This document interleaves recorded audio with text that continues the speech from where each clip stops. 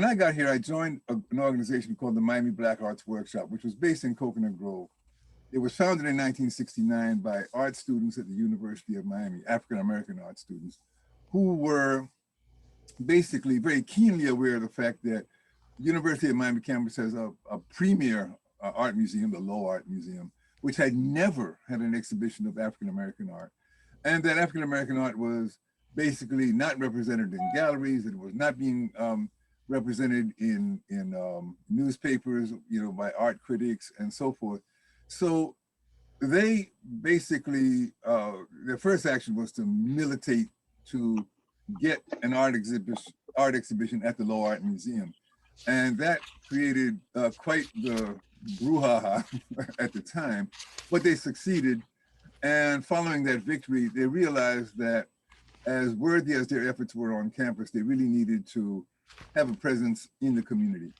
And so they were able to secure kind of a temporary space in the Brownsville area. That's west of Liberty City, that area, roughly between, shall we say, Martin Luther King Boulevard, 62nd Street and 46th Street along 27th Avenue, just to give you an idea for those who are familiar.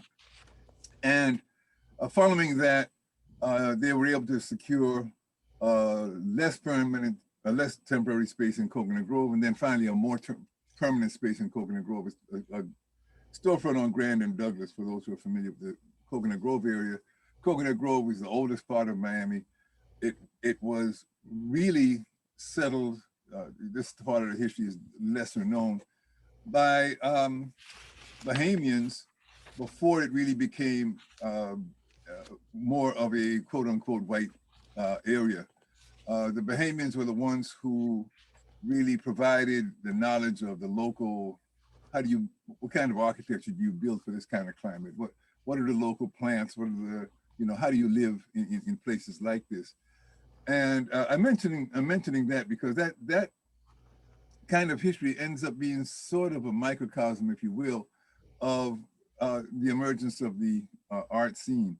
So the Miami Black Arts Workshop, which I was fortunate to join when I got here, it was just very fortuitous that I would come from, in this case, I migrated from Boston, and, with kind of the absurd proposition that I was going to try to, make it in Miami as an artist rather than in other fields that I was more professionally trained for, and that I should fall into that kind of ready-made environment.